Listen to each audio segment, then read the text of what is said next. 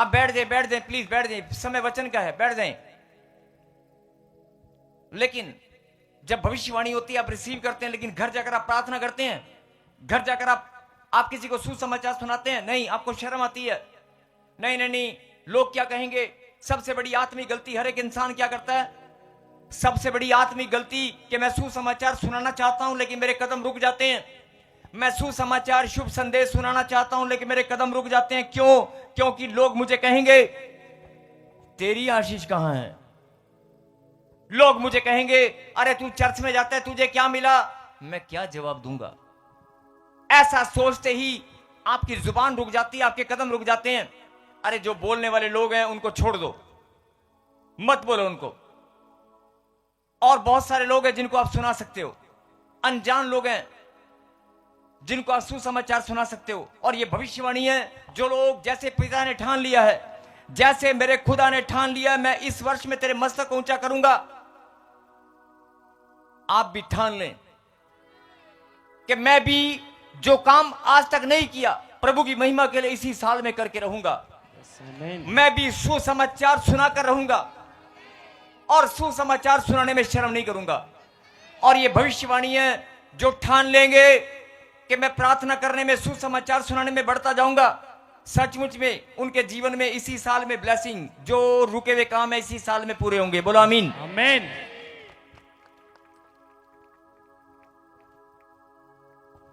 मैं चाहता हूं कि वचन में चलने से पहले फिर से 1 मिनट के लिए, सिर्फ 30 सेकंड के लिए अपने ध्यान, अपना मन प्रभु के पास, अपने दिल की बात जो भी आप करना चाहते हैं आप करें और मांगे प्रभु से कि मैं कोई आत्मिक गलती करने ना पाऊं। अपना स्वभाव बदलने के लिए मांगे खुदा से कि मैं अपने स्वभाव को, अपने गुस्से को, अपनी आत्मिक गलतियों को मैं बदलते हुए देखना चाहता हूं। अगर कोई नशा आप करते हैं, कोई गाली आप देते हैं, आप मांगे खुदा से, आशीष पाने से पहले, बरकत पाने से पहले आपको बदलना होगा, अपने स्वभाव को, अपने जीवन को चेंज करना होगा। खाली खुदा पर दोष लगाने से काम नहीं चलेगा, आपको स्वयं अपने आप को भी बदलना होगा। 30 सेकंड। अगर कोई व्यवहार आपका गलत है, लोगों के ऊपर निंदा बुराई आप करते हैं, किसी के ऊपर दोष लगाते हैं, बंद करें दोष लगाना, भूल जाओ। अरे कोई क्या बोलता है, क्या करता है, भूल जाओ। और ये मैं अपनी मर्जी से नहीं बोल रहा हूं, मुझे पवित्र आत्मा ने कहा कि जाकर बोल देना। जो निंदा बुराई करते हैं, जो चुगली करते हैं, जो झूठ बोलते हैं, जो मेरे कलाम का भय नहीं मानते, आज से अपने स्वभाव को बदल देना, क्योंकि इस साल में तू वो आशीष पाएगा जो तेरी पीढ़ियों को भी नहीं मिली होगी। आमीन। जो तेरी 10 पीढ़ियां, 15 पीढ़ियां, 20 पीढ़ियों में आशीष नहीं आई होगी, वो इसी साल में आएगी। 30 सेकंड अपनी आंखों को बंद करें, खुदा से बात करें।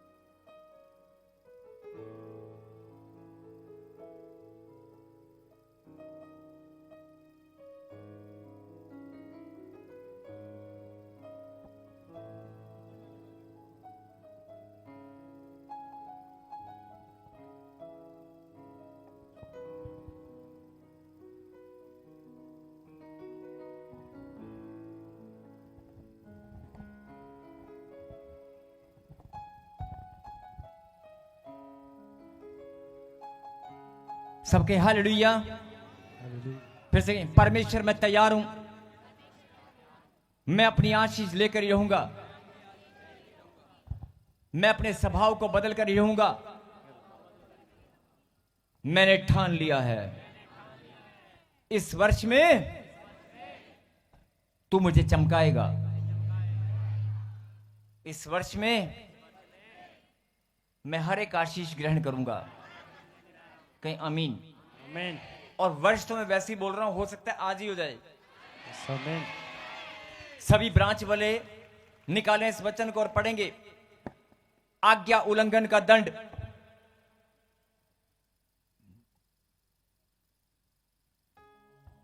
यस 14।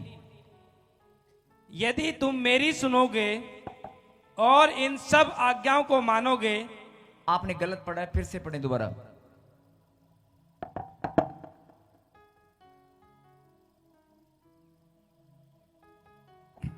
यदि तुम मेरी ना सुनोगे यस और इन सब आज्ञाओं को ना मानोगे और मेरी विधियों को निकम्मा जानोगे और तुम्हारी आत्मा मेरे निर्णयों से घृणा करे और तुम मेरी सब आज्ञाओं का पालन ना करोगे वरन मेरी वाचा को तोड़ोगे तो मैं तुमसे यह करूंगा।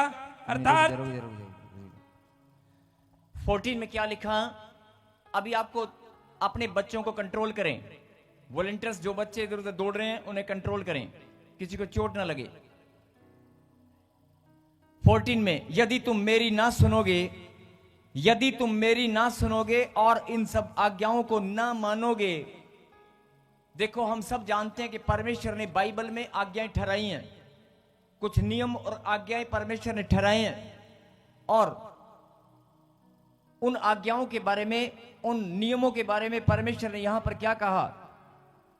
यदि तुम मेरी ना सुनोगे और इन सब आज्ञाओं को ना मानोगे और मेरी विधियों को निकम्मा जानोगे और तुम्हारी आत्मा मेरे निर्णयों से घृणा करे कि तुम मेरी सब आज्ञाओं का पालन ना करोगे वरन मेरी वाचा को तोड़ोगे।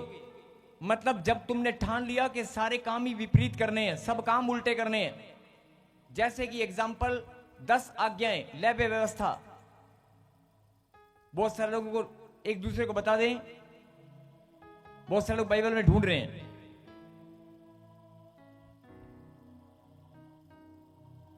बहुत सारे लोग जानते हैं, हम सब जानते हैं कि परमेश्वर ने 10 आज्ञाएं बाइबल में ठहराई हैं और उसके अलावा भी बहुत सारी आज्ञाएं हैं। उन 10 आज्ञाओं का पालन करने में कोई ना कोई चूक, कोई ना कोई गलती हमसे हो जाती है या शैतान हमें भरमा कर करवा देता है। और उसके अलावा हम अपने स्वभाव के कारण, अपनी नेचर के कारण बहुत सारी ऐसी गलतियां कर बैठते हैं जो परमेश्वर की विधियों के विपरीत हैं, परमेश्वर की विधियों के विपरीत है, परमेश्वर की योजना के हटकर है। इसलिए यहां पर लिखा यदि तुम मेरी ना सुनोगे और इन सब आज्ञाओं को, थोड़ा इफेक्ट कम कर, यदि तुम मेरी ना सुनोगे और इन सब आज्ञाओं को ना मानोगे और मेरी विधियों को निकम्मा जानोगे और तुम्हारी आत्मा मेरे निर्णयों से घृणा करे तो तुम मेरी सब आज्ञाओं का पालन ना करोगे वरन मेरी वाचा को तोड़ोगे। अब बहुत सारी बातें परमेश्वर ने एक साथ यहां पर समझा दी हैं कि अगर तुम मेरे विपरीत, मेरी शिक्षा के विपरीत चलोगे, मेरी आज्ञाओं का उल्लंघन करोगे तो क्या होगा? तो क्या होगा? अब कई लोग सोच रहे हो कि शायद ये बात हमें बताई जा रही है, हमें सुनाई जा रही है। आपको सुनाया नहीं जा रहा है, लेकिन आज आपको समझाया जा रहा है। और ध्यान से सुनना, 16 में क्या लिखा? तो मैं तुमसे यह करूंगा, अर्थात मैं तुमको बेचैन करूंगा। क्या लिखा? बेचैन करूंगा। मतलब तुम बेचैनी बढ़ती चली जाएगी, घबराहट, बेचैनी।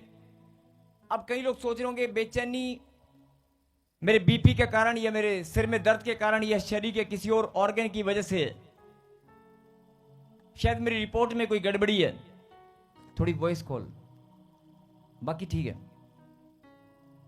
लेकिन वचन को आप जब ध्यान से पढ़ेंगे तो परमेश्वर ने खुद लिखा है, मैं तुझे बेचैन कर दूंगा और तेरी बेचैनी बढ़ती जाएगी। और याद करो, जब आप किसी कारण से, कोई कारण नहीं होता लेकिन अचानक से बेचैन हो जाता है इंसान, बेचैन, चैन नहीं मिलता, शांति नहीं आती, घबराहट होती है हालात और परिस्थिति के कारण, या किसी का पैसा देना हो, डर के मारे। अपने जीवन में बहुत सारी बातें आपने देखी होंगी जब आपको बेचैनी होती है। और बहुत सारे लोग ऐसे हैं जिनको बेचैनी, कई लोग पैर नीचे करें, मैंने अभी समझाया कि आपका बैठना बेढंगा नहीं होना चाहिए, आप ढंग से बैठे खुदा के वचन में। कहीं हालेलुया। हालेलुया। बेचैनी, कई बार आपने देखा होगा कि शरीर बिल्कुल नॉर्मल है, स्वास्थ्य बिल्कुल अच्छा रिपोर्ट ओके है, लेकिन नींद नहीं आती और बेचैनी बढ़ती जाती है। अब ये आगे चलेंगे तो शायद बहुत कुछ समझ में आएगा, लेकिन ध्यान से, बेचैनी क्या आपको कभी महसूस हुई है? बोला हालेलुया। हालेलुया। सिर्फ ये बात आप सोच लें 2 मिनट के लिए, क्या आपको बेचैनी महसूस हुई है? थोड़ी सी वॉइस खोल दे भाई, थोड़ी सी, ज्यादा नहीं।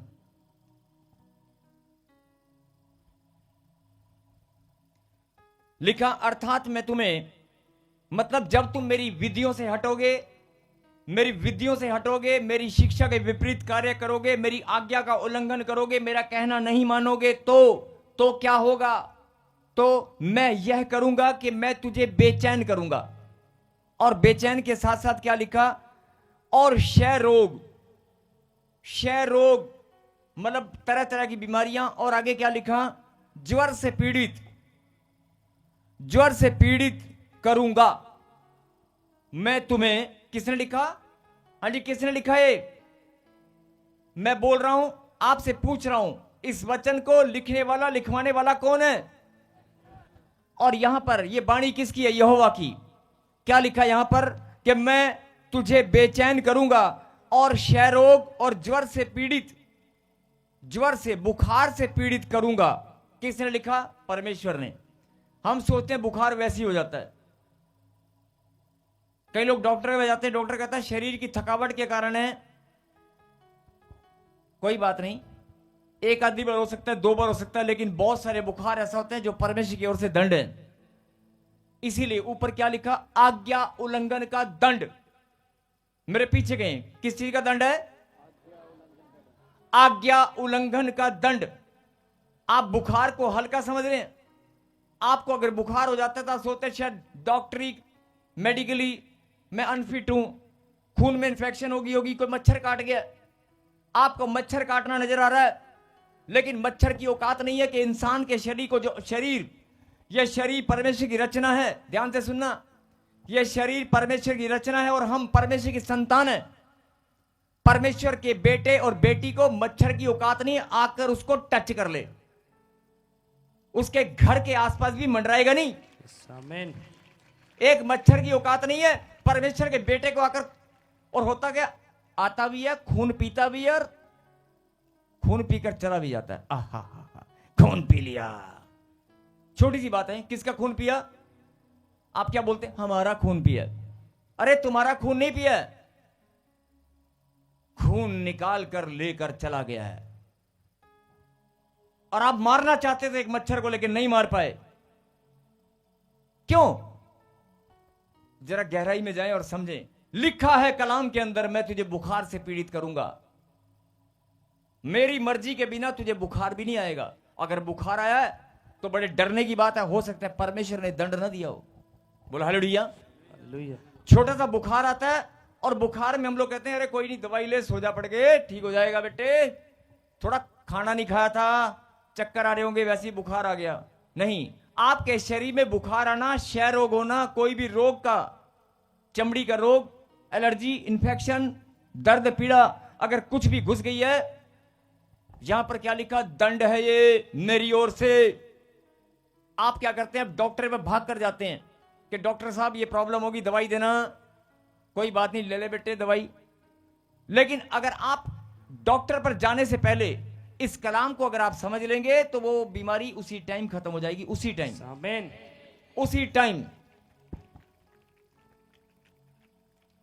कैसे? लिखा है आज्ञा उल्लंघन का दंड। अब दंड, अगर दंड पता होगा तभी तो आज्ञा उल्लंघन पर ध्यान जाएगा। मैं जितना मर्जी प्रचार कर लूं, जितना मर्जी कोई टीचर, कोई शिक्षक बच्चों को समझा ले, माता पिता बच्चों को समझा दे, अरे नाना तूने ये कहना मानना है, तूने आज्ञा नहीं तोड़नी, वो तोड़ेगा। वो तोड़ेगा और टूट सकती है, कोई भी तोड़ सकता है, तोड़ते आए हैं। लेकिन अगर उसे यह पता चले कि दंड क्या पड़ेगा बेटे, तो शायद वो आज्ञा उल्लंघन करने से पहले सोचेगा। बोला हालेलुया। हालेलुया। हाँ जी, सही कह रहा हूं गलत कह रहा हूं? अगर आपको पता है कि रेड लाइट क्रॉस करते ही सामने पुलिस वाला खड़ा है, उसने चालान काट के हाथ में दे देना, रेड लाइट क्रॉस करने से पहले आप डरोगे कि नहीं? बस ये वही बात है। आज्ञा उल्लंघन का जो दंड है, अगर आपको अभी तक शायद वो पता नहीं था, लेकिन अगर पता चल जाए तो आज्ञा उल्लंघन करने से 10 बार सोचोगे। अब आप सोच रहे होंगे आज्ञा उल्लंघन मैंने कब किया? मैंने तो कभी आज्ञा उल्लंघन नहीं किया। कोई बात नहीं, मैं बोल ही नहीं रहा हूं कि आपने आज्ञा उल्लंघन किया है। मैं तो आज सिर्फ ये बात बोल रहा हूं कि परमेश्वर ने आपको, चाहे गुजरात से, बिहार से, बंगाल से, ऑनलाइन जितने भी लोग यहां बैठे हैं, आज मैं ये बात आपको बोल रहा हूं पवित्र आत्मा की ओर से कि परमेश्वर ने ठान लिया है कि तुझे आशीष में दूंगा, इसी वर्ष में दूंगा, इसी वर्ष में तुझे बदलूंगा। लेकिन आपको भी बदलना होगा। जो आत्मिक गलतियां, जो प्रॉब्लम, जो आशीष 14 साल 15 साल में नहीं मिली, इसका मतलब ध्यान से समझने की बात है कि कारण क्या है? कोई तो कारण है जिसकी वजह से हमें आशीष नहीं मिली। तो आज परमेश्वर वो बात तुम्हें समझाना चाहते हैं, और जो समझने के लिए तैयार हैं वो आगे चलें। यदि तुम मेरी ना सुनोगे और इन सब आज्ञाओं को ना मानोगे जो आज्ञाएं परमेश्वर ने ठहराई हैं, और सबसे बड़ी आज्ञा तो है कि तुम अपने आप को पवित्र बनाओ। चलो मैं किसी पर दोष नहीं लगाऊंगा, लेकिन जो प्रभु ने मुझे कहा कि अगर मेरे बच्चों को तू समझा देगा, और मैं नहीं समझाने वाला, समझाने वाला परमेश्वर है, और मेरा विश्वास है कि आज आपको समझ में आएगा। मैं बेचैन करूंगा क्षय रोग, ज्वर पीड़ित, बुखार से पीड़ित कर दूंगा, बुखार से पीड़ित करूंगा, और इसके कारण तुम्हारी आंखें धुंधली हो जाएंगी। बीमारियों के कारण, दर्द पीड़ा के कारण, क्या लिखा पीछे बोले, क्या लिखा? आंखें धुंधली हो जाएंगी। जब आपकी आंखों में धुंधलापन आता है, आप फटाफट डॉक्टर पे भागते हैं या देसी इलाज करने की सोचते हैं, लेकिन आप ये नहीं सोचते कि मुझसे कोई गलती हुआ है, मेरी आंखें धुंधली, अगर आज मुझे धुंधलापन नजर आ रहा है, अभी पहली बारी अचानक से मुझे धुंधलापन नजर आने लगा है, आपका ध्यान डॉक्टर की ओर जाएगा, लेकिन आपका ध्यान इस ओर नहीं जाएगा, अरे मुझसे गलती क्या हुई है। इसलिए समझ जाएं, लिखा कलाम के अंदर आज्ञा उल्लंघन का दंड, जो मेरी आज्ञाएं हैं, जीवन भर तू उन आज्ञाओं का उल्लंघन करता है, अपनी मर्जी, अपनी सोच समझ से तू बहुत सारे काम करता है। मैं भी तुझे ब्लेसिंग देता आया हूं, लेकिन कुछ ब्लेसिंग है जो शैतान के पास बहाना है, जो रोक कर बैठा है। मैं चाहता हूं कि तू मेरी बात को समझ ले और छुड़ा ले अपनी आशीष को। बोला आमीन। आमीन। मैं बेचैन करूंगा और क्षय रोग और ज्वर से पीड़ित करूंगा, और इसके कारण तुम्हारी आंखें धुंधली हो जाएंगी और तुम्हारा मन अति उदास होगा। बोला हालेलुया। हाँ जी, जिसके कान हो वो सुन ले, जिसके कान हो वो सुन ले। क्या लिखा? तेरा मन अति उदास होगा। मेरे पीछे गए, क्या लिखा? तेरा मन, जोन लाइन है, जरूर बोले, बोले तेरा मन अति उदास होगा। कहीं हालेलुया। यस, यही बात पर ध्यान देने वाली बात है। तेरा मन अति मतलब अनलिमिटेड, इतना ज्यादा उदास हो जाएगा। अगर मन उदास है तो आपको लगता है कि शायद मेरा मन उदास है, आपके नेगेटिव ख्याल दिमाग में आएंगे, मैं जिंदगी ये वो पता नहीं क्या क्या सोचने लगोगे। नहीं, आपका ध्यान इस बात पर नहीं जाएगा कि जरूर मुझसे कोई गलती हुई है, मेरा मन तो उदास है। आपका ध्यान इस बात पर जाएगा कि मेरा मन उदास है, मेरा मन मेरी मम्मी ने उदास किया, मेरे भाई ने उदास किया, मेरे पापा ने उदास किया, मेरा मन कोई लड़के ने धोखा देकर मुझे उदास किया है, कोई लड़की मुझे चीट करके चली गई। आपको लड़की याद आएगी, आपको लड़का याद आएगा, आपको लड़की लड़का याद आएगा। अपने रिश्तों पर आप ध्यान देंगे, आपका ध्यान रिश्तों की ओर जाएगा, बिजनेस की ओर जाएगा, पैसे की ओर जाएगा। अरे पैसा चला गया तो मेरा मन उदास है, मेरा नुकसान हो गया तो मेरा मन उदास है। किसी ने पैसे देना था, किसी ने आज चेक देने का वायदा किया था, लेकिन मुझे बड़ी पेमेंट नहीं मिली, इसलिए मैं घर मुंह लटका कर जा रहा हूं। और बच्चे पूछते पापा आज की होया? ओ यार बस कुछ ना, रोटी लेवा। नहीं नहीं तू हट ना, मैं रोटी नहीं खानी। तेरी रोटी ना खाने से वो चेक आ जाएगा। बहुत बार आप ऐसे उदास हो जाते हैं, आपका ध्यान कहां जाता है? चेक की ओर। आपका ध्यान पैसे की ओर। आपका ध्यान कहां जाता है? आपका ध्यान चारों ओर जाएगा, हर जगह जाएगा कि फलानी वजह से, फलानी वजह से, इस कारण से, उस कारण से मैं उदास हूं, मेरा मन टूट गया है। लेकिन आपका ध्यान इस बात पर नहीं जाएगा कि परमेश्वर की तूने आज्ञा का उल्लंघन किया है। और कलाम के अंदर खुदा ने खुद लिखा है, मैं तेरे मन को अति उदास करूंगा। कारण कोई भी हो, बहाना कोई भी हो, तेरे मन को उदास करने का अधिकार मेरे पास है, शैतान के पास नहीं है। तेरे मन में उदासी लाने का अधिकार भी मेरे पास है। शैतान की औकात नहीं है वो तेरे मन से खिलवाड़ करे। बोलो हालेलुया। हालेलुया। समझ में आ रही बात? समझ में आ रही है? जब आपका मन उदास होता है तो आपका ध्यान कभी इस बात पर गया कि मुझसे कोई गलती भी है और मेरा मन उदास परमेश्वर ने किया, या परमेश्वर की आज्ञा उल्लंघन का यह दंड है? आपका ध्यान नहीं गया होगा। आपका ध्यान इस बात पर जरूर जाएगा कि पैसा नहीं मिला, या काम नहीं बना, या मेरी मम्मी या मेरे डैडी या मेरा भाई या लड़की या लड़का, किसी ने मुझे धोखा दिया, किसी ने मुझे अपमान किया तो मेरा मन उदास है। किसी ने दो बातें मुझे बोल दी इसलिए मेरा मन उदास है। फिर से कहें हालेलुया। हालेलुया। जिनको ये बात अभी तक समझ में आ रही है और जिनकी आत्मा गवाही दे रही है कि वाकई परमेश्वर आज मुझे समझाना चाहता है, वो कहें हालेलुया। हालेलुया। और आगे क्या लिखा? तुम्हारा मन अति उदास होगा। क्या लिखा? होगा। और उसके बाद तुम्हारा बीज बोना व्यर्थ होगा। यस। अगर मेरी आज्ञा का उल्लंघन करोगे तो बीज बोना भी व्यर्थ है। और होता भी ऐसे है, आप इतने साल से भेंट और दशवांश या बीज आप बोते हैं लेकिन फल नहीं मिल पा रहा है। आप बो रहे हैं लेकिन फल नहीं मिल पा रहा है।